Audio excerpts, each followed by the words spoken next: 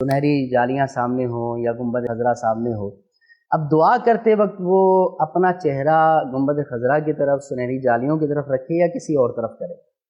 کس طرف منہ کر کے دعا کرنی چاہیے؟ دیکھیے، ایک بات تو آپ یہ ذہن میں رکھیں کہ قبرستان جائیں یا کسی قبر پہ جائیں، نارمل عام بات کر رہا ہوں، تو وہاں پر بھی جا کے سنت یہ ہے کہ سلام کہیں، ٹھیک، السلام علیکم یا اہل القبور۔ اچھا، سرکار دو عالم صلی اللہ تعالیٰ علیہ وسلم کے روضہ اطہر پر حاضر ہوں تو وہاں پر تمام لوگ وہاں جو کھڑے ہیں وہ بھی یا جو گزر رہے ہوتے سب کیا کہہ رہے ہوتے ہیں؟ سلام پیش کریں، درود و سلام پیش کریں۔ اب ہر بندہ اپنے اپنے حساب سے الصلاۃ والسلام علیکہ یا رسول اللہ، صلی اللہ علیہ یا رسول اللہ، السلام علیکہ ایھا النبی، جس نے جو درود پڑھنا ہوتا ہے۔ اب آپ غور کریں کہ درود جو ہے کیا یہ بذات خود دعا نہیں ہے؟ درود بذات خود دعا ہے، کیونکہ درود کیا ہے؟ اللہ کی بارگاہ میں عرض کرنا کہ اے اللہ اپنے نبی پر، ہمارے آقا پہ رحمت نازل فرما۔ درود شریف یہی ہے نا، اللہم صلی علی سیدنا و مولانا محمد۔ اس کا ترجمہ کیا ہے کہ اے اللہ ہمارے آقا، ہمارے مولا محمد صلی اللہ علیہ وآلہ وسلم پر درود نازل فرما۔ یہ ہے درود۔ تو درود ہے دعا۔ جب آپ روضہ اطہر پر حاضر ہوتے ہیں، سنہری جالیوں کے سامنے جاتے ہیں، تو آپ کدھر منہ کر کے یہ پڑھتے ہیں؟ بالکل سنہری جالیوں کی طرف۔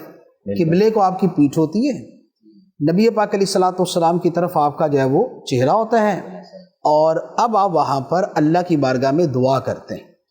تو اس کا مطلب یہ ہوا کہ ہر بندہ وہاں جا کر جو دعا پہلی دعا کرتا ہے، وہ پہلی دعا قبلے کو پیٹ کرتا ہے اور نبی پاک علیہ الصلوۃ والسلام کے چہرہ مبارک کی طرف چہرہ کرتا ہے۔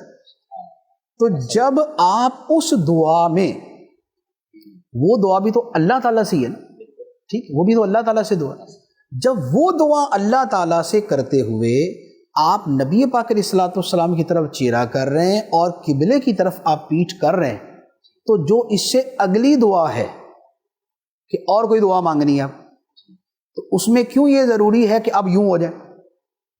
جو درود پڑا تھا وہ بھی تو دعا تھی۔ جب وہ دعا تھی اور اس دعا کے اندر تو آپ نے ادھر کو منہ کیا، ادھر کو پیٹھ کی، اب اس سے اگلی دعا کے لیے یہ کیوں ہے کہ آپ اب یوں کر لیں اور آپ ادھر کو پیٹھ کر دیں؟ اچھا، پھر درود پاک کے اندر آپ یہ دیکھیں، درود پاک صرف اتنا نہیں ہوتا کہ اے اللہ نبی پاک علیہ الصلوۃ والسلام پر رحمت نازل فرما۔ درود پاک کے الفاظ میں تو یہ بھی شامل ہے نا، السلام علیکہ ایھا النبی ورحمۃ اللہ وبرکاتہ، السلام علینا وعلی عباد اللہ الصالحین۔ یہ جو السلام علینا ہے، اس کا کیا مطلب ہے؟ اے اللہ ہم پر سلامتی نازل فرما۔ یہ دعا تو اپنے لیے کی نا۔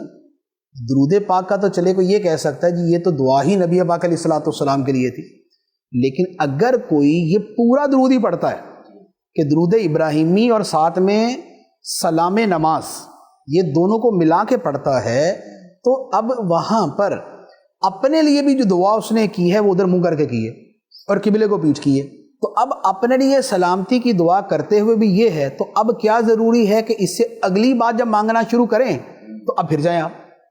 اگر پہلی جائز تھی تو یہ بھی جائز ہے، اگر وہ دعا ادھر منہ کر کے جائز تھی تو اسے بعد والی دعا بھی اسی طرح جائز ہو جائے۔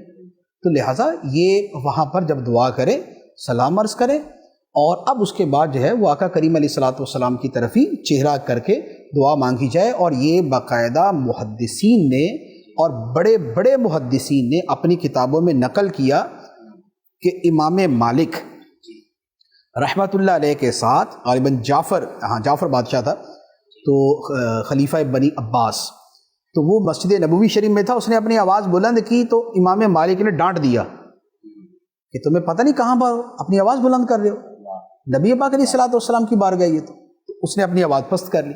پھر جب وہ دعا مانگنے لگا تو اس نے کہا کہ میں دعا قبلے کی طرف منہ کر کے مانگوں یا ادھر منہ کر کے، سرکار علیہ الصلوۃ والسلام کی طرف منہ کر کے؟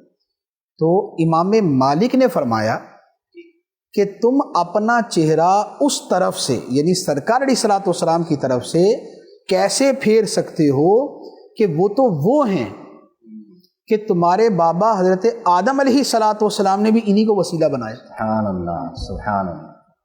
تو لہٰذا وہاں پر دعا مانگیں تو سرکار علیہ الصلوۃ والسلام کی طرف چہرہ دعا تو اللہ تعالیٰ سے کرنی ہے.